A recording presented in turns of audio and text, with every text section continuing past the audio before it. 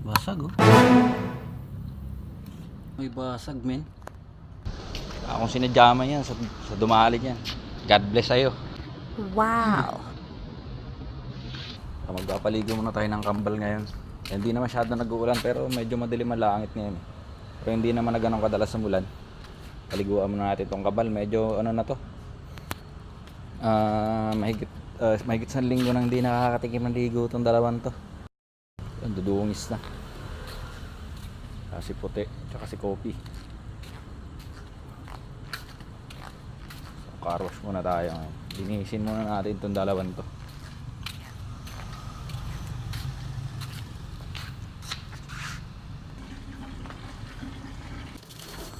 Okay, so unahin na nga natin to si Coffee kasi medyo mas marumi to kumpara dito kay Puti. So kasi ito si Puti naiwan to dito sa garahe. So, hindi naman masyadong naulanan yan.